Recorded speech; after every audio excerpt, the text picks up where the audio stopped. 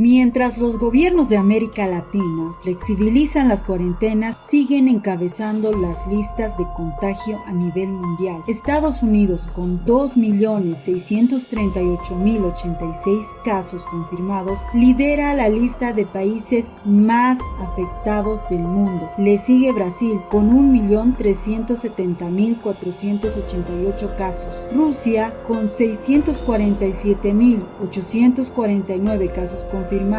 India con 566.840 casos confirmados. Perú lleva 282.365 y le sigue Chile con 279.393 casos. Hablar de los 10 países más afectados no es para poco. La información que se deja ver entre las cifras expuestas nos dice que realmente algo anda muy mal. Pues hay que tomar en cuenta la cantidad de habitantes que tiene Estados Unidos con relación al resto de países que encabezan las listas para intentar comprender qué pasa. Pues con una población aproximada de 357.352.000 habitantes, Estados Unidos le lleva al segundo país en la lista con más de 1 millón de contagios, ya que Brasil tiene un aproximado de 217.517.894 habitantes. Rusia, con una población de 146.800.000 habitantes, ocupa el tercer lugar en la lista. Aunque India ocupe el cuarto lugar, podría justificar sus cifras, ya que es uno de los países más poblados del mundo, pues cuenta con 1.395.853.945 habitantes aproximadamente. Perú, en un sexto lugar, con una población mucho mayor a la del país austral, cuenta con 33.050.325 habitantes. Si bien Chile se encuentra en el séptimo lugar por el número de habitantes, que asciende a 19.107.216, se encontraría en una situación más crítica que la de su vecino. Ya el 16 de marzo de 2020, la Organización Panamericana de la Salud decía a Latinoamérica: hay que preparar los sistemas de salud para lo peor. Para esa fecha, Italia ya se encontraba devastada. Un país con un sistema de salud sólido se veía recibiendo 1.000 respiradores artificiales del gigante asiático, mientras las noticias reportaban: tuve que abrir la iglesia del cementerio para alojar la gran cantidad de cadáveres. Entrevista con el alcalde de Bérgamo, la ciudad italiana más afectada por el COVID-19. ¿Fue Italia alarma suficiente para que Latinoamérica tome las medidas rígidas? ¿Fueron estas apresuradas? Son cuestionantes que a la fecha no se han resuelto y siguen provocando gran polémica. Hay quienes definitivamente dicen que las cuarentenas rígidas no son correctas, que es un error capital y que hay que confiar en la responsabilidad individual de los chilenos, aseveración que aplicada a cualquier realidad nos sugiere confiar en la responsabilidad individual del ser humano. Entonces, la respuesta correcta es, según ellos, el ejemplo de los mandatarios de Brasil y Estados Unidos, quienes no solo se mostraron renuentes a tomar medidas contra el coronavirus, sino que es de conocimiento público que tanto Brasil como Estados Unidos habrían confiado en la responsabilidad individual del ser humano, ya que nunca emitieron reglas a nivel nacional para el distanciamiento social. Claramente lo refiere la agencia de noticias Infobae de fecha 27 de junio de 2020, que dice: desde que apareció el coronavirus en Brasil a fines de febrero, Bolsonaro ha obstaculizado con frecuencia los esfuerzos para contenerlo, exigiendo que los funcionarios locales abandonen tácticas severas como cerrar negocios, despedir a un ministro de salud que presionó por una respuesta más agresiva y en un momento limitar la divulgación de datos epidemiológicos. Acordo, mas o termo técnico não é esse. Eu o exonero do Ministério nas próximas horas. Foi realmente um divórcio consensual.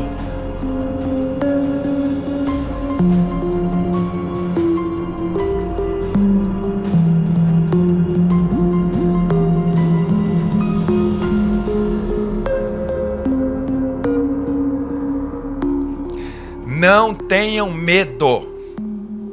Não façam 1 milímetro diferente do que vocês sabem fazer.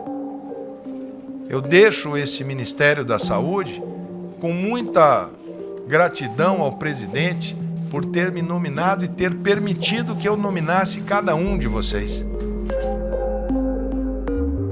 Sin los números ya no habría una historia, dijo Bolsonaro. Estados Unidos, como primer lugar en los países afectados, se ve en la controversia de escuchar a su presidente decir: cuando haces pruebas a esa escala vas a encontrar más gente, vas a encontrar más casos, de modo que le dije a mi gente, reducir las pruebas por favor, y aunque los expertos en este país con un poco de cordura refieren que ignorar los casos que se producen aumentaría la cifra total de enfermos, debido a que las personas asintomáticas no sabrían si deberían ponerse en cuarentena para proteger a sus seres queridos. La creatividad con que estos mandatarios enfrentan la pandemia es increíble. Seguramente hacer menos pruebas no es desde ningún punto de vista una solución, y aunque hay quienes se quejan sobre las cuarentenas y critican a la Organización Mundial de la Salud efusivamente, vanagloriándose de que nada de lo que dice nos sirve, nos dicen generalidades, no nos dice nada. ¿No será quizá que simplemente no queremos escuchar, ya que el peso de la economía en el mundo es lo que nos lleva a tomar las decisiones